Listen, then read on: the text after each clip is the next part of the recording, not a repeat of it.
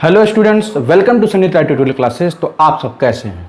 तो चलिए स्टार्ट करते हैं आज का अपना टॉपिक, जिसका नाम है सम नेचुरल फिनोमेना। ये एक्चुअल में एक नया चैप्टर है। चैप्टर में हम लोग क्या देखेंगे कि इसमें एक वर्ड आया है नेचुरल फिनोमेना। मतलब अगर आप इसको हिंदी में एक्सप्लेन करना चाहेंगे तो कहेंगे प्राकृतिक घटनाएं। मतलब आप अपने नेचर में ऐसी कौन कौन सी घटनाओं को देखते होंगे जिसमें आप ये कहते होंगे कि इसमें इंसानों का हाथ तो हो ही नहीं सकता। और जब इसमें इंसानों का हाथ नहीं हो सकता तो इसमें आपने देखा ये जब भी जो कुछ भी घटनाएं ये घटती हैं, इससे बहुत ज़्यादा नुकसान और इंसानों की मौत भी होती है। तो चलिए देखते हैं आखिर हम इस फिनोमेना को कहते क्या हैं। तो देखिए, इस फिनोमेना का एक नाम कह दिया गया है नेचुरल फिनोमेना। मतलब इस कार्य को करने में किसी सरकार, किसी गवर्नमेंट का कोई हाथ नहीं है। अगर इससे किसी व्यक्तियों की मौत होती है तो उसकी जिम्मेदारी सरकार की नहीं होती है। तो जैसे क्वेश्चन है कि नेचुरल फिनोमेना कहते किसे हैं, तो मैंने इसको एक एक्सप्लेन करने की कोशिश की है कि द एक्टिविटी, वो भी कौन सी activity, destructive activity, the activity that occur in our environment by nature are called natural phenomena. मतलब आप अपने लाइन में एक और एक्सप्लेन जोड़ सकते हैं कि that destructive activity that are perform into our nature is known as natural phenomena. अब आप क्वेश्चन होगा कि सर आखिर वो कौन कौन सी एक्टिविटी होती है। देखें, lightning, earthquake, thunderstorm, tsunami, flood, यानी ये सब वो सब डिस्ट्रक्टिव एक्टिविटी हैं। आप यहां पे जोड़ सकते हैं सुनामी, फ्लड, बाढ़, ये सब वो एक्टिविटी है जिनकी वजह से बहुत ज्यादा लोगों की मौत होती है। लेकिन इसमें किसी सरकार, किसी गवर्नमेंट, किसी एक पर्टिकुलर व्यक्ति का कोई हाथ नहीं होता। तो ऐसी ही एक्टिविटी को हम लोग क्या कहते हैं, नेचुरल फिनोमेना। इसमें आपका वोल्केनिक इरप्शन भी आ जाएगा। तो चलिए आप देखते हैं कि इस नेचुरल फिनोमेना में हम सबसे पहले स्टडी करते हैं लाइटनिंग की। तो लाइटनिंग की स्टडी करने के लिए सबसे पहले हमें यह जानना होगा इलेक्ट्रोस्टैटिक फोर्स क्या होता है। तो लास्ट ईयर के लिए जब हमने फोर्स पढ़ाया था तो वहां पर मैंने आपको नॉन कॉन्टैक्ट फोर्स पढ़ाया था, और नॉन कॉन्टैक्ट फोर्स का ही एक एग्जांपल था इलेक्ट्रोस्टैटिक फोर्स। तो जनरली आप कहेंगे सर इलेक्ट्रोस्टैटिक फोर्स क्या होता है। तो जैसी बात, तो वो फोर्स जो इलेक्ट्रिसिटी की वजह से प्रोड्यूस्ड होती है। जैसे एग्जांपल के तौर पे अगर आप अपने सूखे बालों पर अगर एक कंब, यानी जिस कंघी कहते हैं, उस कंब को अगर काफी देर तक रब करें और रब करने के बाद कागज के छोटे छोटे स्पार्कल्स रख करके अगर उसके ऊपर, उसके ठीक ऊपर अगर आप वो कंब रखते हैं तो आप देखेंगे सारे के सारे पार्टिकल आपके कंब पर चिपक जाएगा। या तो आप कंब नहीं है आपकी, अगर आप तत्काल में पढ़ रहे हैं और अगर आपके पास आपकी स्केल है, जो प्लास्टिक वाली स्केल आती है, अगर उसी स्केल को अगर अपने बालों पर रगड़ करके छोटे छोटे प्लास्टिक के टुकड़े, कागज के टुकड़ों के ऊपर अगर उसके ऊपर एक्सपोज करेंगे तो देखेंगे वो भी कागज के टुकड़ों को अपनी तरफ क्या कर लेता है, अट्रैक्ट कर लेता है। तो such a phenomena is known as electrostatic forces. आपने देखा होगा कुछ और, अगर आपके पास कोई बलून है और अगर आपके बाल सूखे हुए हैं तो उस बलून को अगर अपने बालों पर काफी देर तक रगड़ें और रगड़ने के बाद अगर आप उसको दीवार से लगा दें तो दीवार पर चिपक जाएगा। और ये भी इसलिए क्यों होता है कि जब आप उसको अपने बालों पर रगड़ते हैं तो एक्चुअल में इलेक्ट्रॉन्स जो होते हैं वो आपके बाल से बलून की तरफ ट्रांसफर होते हैं, जिसकी वजह से बलून निगेटिवली चार्ज हो जाता है। और जब वो निगेटिवली चार्ज हो जाता है तो अगर आप उसको किसी दीवार के सरफेस पर रखते हैं तो निगेटिव चार्ज की वजह से दीवार पर क्या आ जाता है, चिपक जाता है। तो इसी को कहते हैं क्या, इलेक्ट्रोस्टैटिक फोर्स। तो मैंने वही दोनों एग्जांपल लिखा हुआ कि कंब वाला, कि अगर आप कागज के टुकड़ों ऊपर अगर वो अट्रैक्ट करेंगे, तो दूसरा मैंने बलून वाला एग्जांपल मैंने लिखा था। तो स्टूडेंट्स, अब हम लोग आ जाते हैं अपने उस टॉपिक की तरफ जहां पर हम ये जानेंगे कि आखिर किसी सब्सटेंस के अंदर चार्ज कैसे प्रोड्यूस किया जाता है। तो सबसे पहला जो मेथड है, जो सबसे कॉमनली तौर पे जो एंशिएंटली डिस्कवर्ड हुआ था, वो था रबिंग द्वारा, यानी फ्रिक्शन द्वारा। यानी अगर हम एक ऑब्जेक्ट को दूसरे ऑब्जेक्ट के कांटेक्ट में लगा करके अगर उसके ऊपर नीचे रिलेटिव मोशन करें तो उनमें से कोई ना कोई एक ऑब्जेक्ट क्या हो जाएगा, चार्ज हो जाता है। तो मैंने वही डेफिनेशन लिखा हुआ है कि चार्ज बाय रबिंग में the process of giving electric charge to an object by rubbing is called charge by friction. मतलब जब हम किसी दो ऑब्जेक्ट को आपस में रब करके तब उसके अंदर इलेक्ट्रिक चार्ज प्रोड्यूस करते हैं, तो इस प्रोसेस को हम लोग चार्जिंग बाय फ्रिक्शन कहते हैं। अब क्वेश्चन होता है कि जब चार्ज होता है तो चार्ज कितने प्रकार के होते हैं। तो ये उसी तरह से है जैसे हम लोगों ने आयंस पढ़े थे।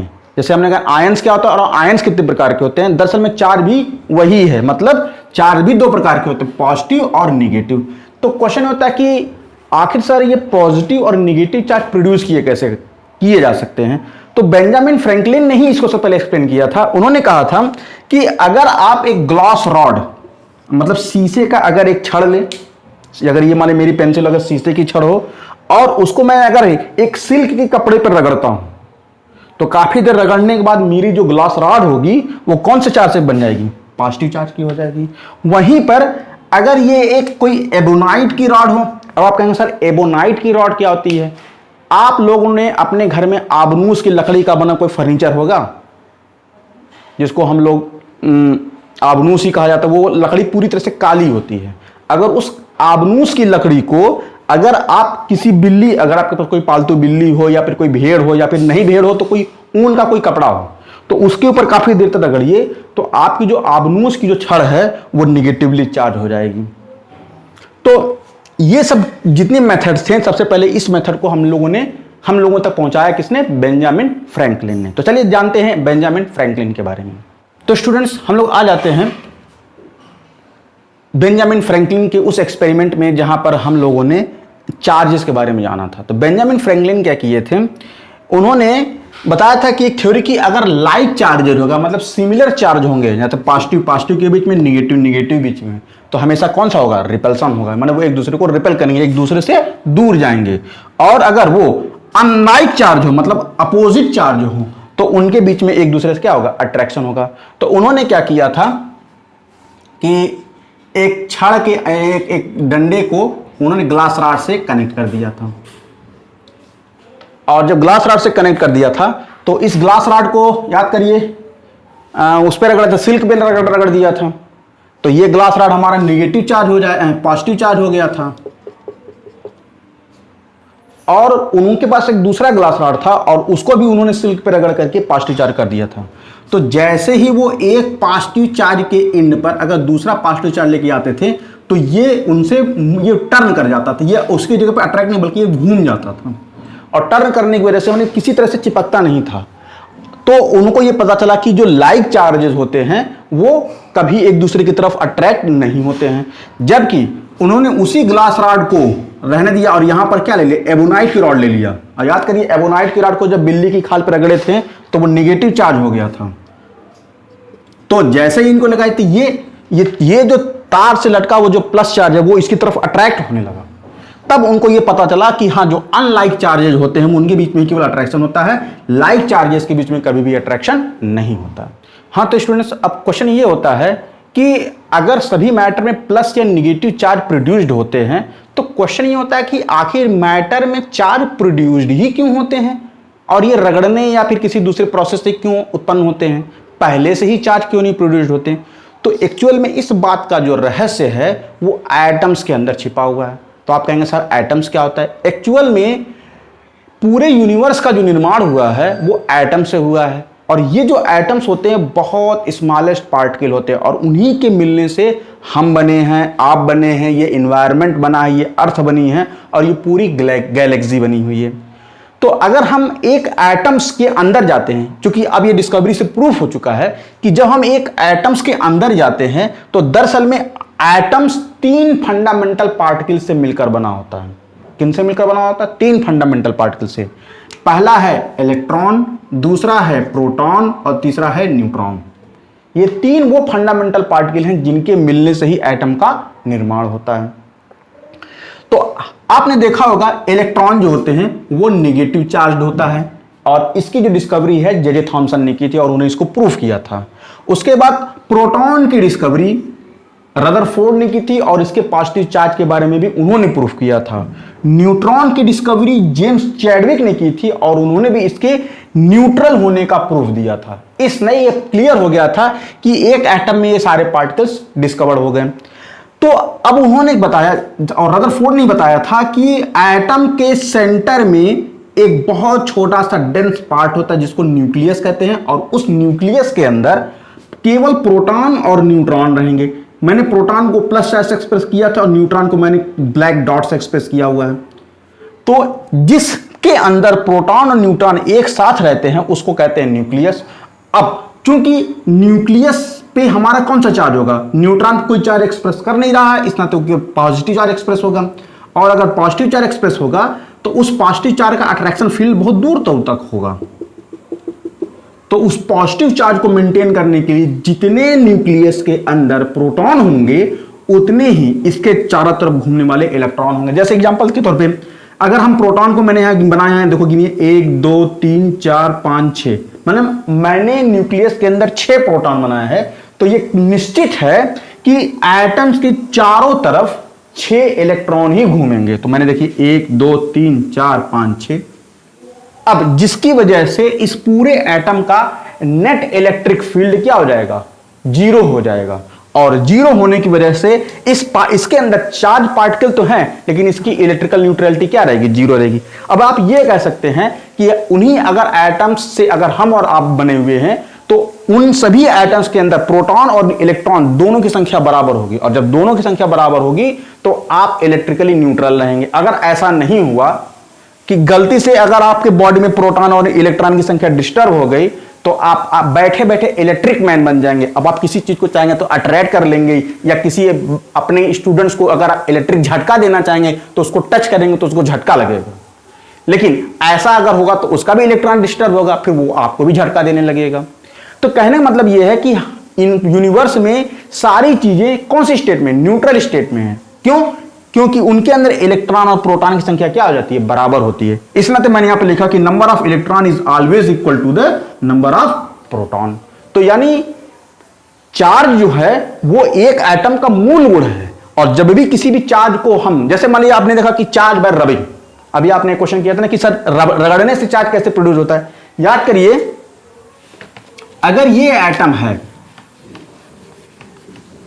तो होता यह है कि चार्ज प्रोड्यूस कैसे होता है। तो मान लिया किसी सबस्टेंस से मैं इसको रगड़ रहा हूं, तो होता यह है कि प्रोटॉन तो कभी निकलते नहीं, दरअसल में क्या होता है, इसी सबस्टेंस से इलेक्ट्रॉन निकल करके इसके अंदर चले जाते हैं, क्योंकि ये न्यूक्लियस से दूर होते हैं। और जब दूर होते हैं तो जब इस सरफेस से इलेक्ट्रॉन निकल करके दूसरे सरफेस पे चले जाते हैं, तो देखिए यहां पर जो नेट चार्ज है, मतलब अब याद करिए मैंने कितना बताया था, 6 न्यूट्रॉन 6 प्रोटॉन बताया था कि न्यूक्लियस के अंदर 6 प्रोटॉन है तो उसके सराउंडिंग में 6 प्रोटॉन होने 6 इलेक्ट्रॉन होने चाहिए। लेकिन यहां पर 2 इलेक्ट्रॉन तो यहां चले गए, तो अब यहां पर बचे कितने, 4, कुल 4 इलेक्ट्रॉन बचे। अब अंदर प्रभाव कितना अंदर है, टोटल 6 प्लस का। तो अगर हम माइनस करेंगे 6 प्लस -4 तो कितना आ जाएगा, +2, यानी इस पूरे एटम के ऊपर 2 प्लस चार्ज आ जाएगा। तो उसी प्रकार से जितने इलेक्ट्रॉन निकलेंगे उतने प्लस चार्ज बढ़ेगा। तो इस प्रकार से किसी सबस्टेंस के ऊपर रब करके हम उन पर क्या कर सकते हैं, चार्ज प्रोड्यूस कर सकते हैं।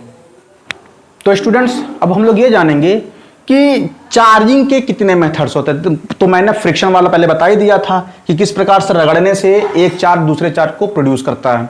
लेकिन अगर हमको ये जानना हो कि इंडक्शन और कंडक्शन क्या है, तो दोनों में बहुत ज्यादा सिमिलर। कंडक्शन मतलब होता है चार्ज ट्रांसफरिंग, मतलब एक मैटर को जो चार्ज पार्टिकल है, अगर उस चार्ज मैटर को किसी दूसरे मैटर के चार्ज के कांटेक्ट में लाया जाए और वो भी चार्ज हो जाए, तो इसको हम लोग क्या कहते हैं, कंडक्शन कहते हैं। जैसे एग्जांपल के तौर पे ये आपकी वो ग्लास रॉड है, और अगर इस ग्लास रॉड के ऊपर कौन सी चार्ज है, पॉजिटिव चार्ज है।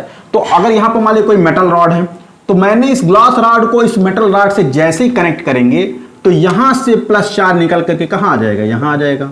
तो जिसकी वजह से जब हम एक मेटल रॉड को दूसरे मेटल के रॉड के साथ कनेक्ट करते हैं और उस पर भी चार्ज आ जाता है, तो इस प्रोसेस को हम लोग कहते हैं कंडक्शन। बात समझ में आ गई। अब आपको जानना इंडक्शन क्या होता है। इंडक्शन ये होता है कि अगर हम इसी के कांटेक्ट में दूसरा प्लेट रख दें, एक दूसरा प्लेट रख दें और हम इसको वैक्यूम में पैक कर दें और इसके नीचे एक लकड़ी का एक लेयर लगा दें ताकि चार्ज इधर उधर कहीं ना हो, तो जैसे ही हम एक ग्लास रॉड से इसको कनेक्ट करते हैं तो ये तो हमारा कंडक्शन की वजह से पॉजिटिव चार्ज हो जाएगा, ये तो कंफर्म है। लेकिन अब पॉजिटिव चार्ज हो जाएगा तो इसके इधर उधर का एक जबरदस्त इलेक्ट्रिकल फील्ड बनेगा कि नहीं बनेगा, और जब एक इलेक्ट्रिकल फील्ड बनेगा तो उसके नजदीक में जो दूसरा सबस्टेंस होगा वो उसके इस इलेक्ट्रिकल फील्ड से अट्रैक्ट होगा, जिसकी वजह से इस मेटल के जितने भी इलेक्ट्रॉन होंगे वो इसकी सरफेस पे आ जाएंगे, और जब इसकी सरफेस पर आ जाएंगे तो ये कौन सा चार्ज हो जाएगा, निगेटिव चार्ज हो जाएगा, और इसका दूसरा सिरा पॉजिटिव चार्ज हो जाएगा। अगर हम दूसरे सिरे को अगर हम एक अर्थिंग से कनेक्ट कर दें, दूसरे सिरे को क्या कर दे, एक अर्थिंग से कनेक्ट कर देंगे, तो ये सारा पॉजिटिव चार्ज निकल करके कहां चला जाएगा, जमीन के अंदर चला जाएगा, और जिसकी वजह से इस पूरे सरफेस पे कौन सा चार्ज हो जाएगा, केवल निगेटिव चार्ज हो जाएगा। यानी जब हम किसी एक ऑब्जेक्ट को चार्ज कंडक्शन द्वारा देते हैं तो उसके नजदीक रहने वाला दूसरा सब्सटेंस बिना छुए अपने आप निगेटिव चार्ज में प्रोड्यूस हो जाता है, तो उसको हम लोग क्या कहते हैं, इंडक्शन। मतलब कंडक्शन में हमें टच करना है, फ्रिक्शन में भी टच करना है, लेकिन इंडक्शन में अगर एक इलेक्ट्रोस्टैटिक सब्सटेंस दूसरे इलेक्ट्रोस्टैटिक सब्सटेंस के प्रभाव में आकर के खुद भी चार्ज हो जाता है, तो इस प्रोसेस को हम लोग क्या कहते हैं, इंडक्शन कहते हैं।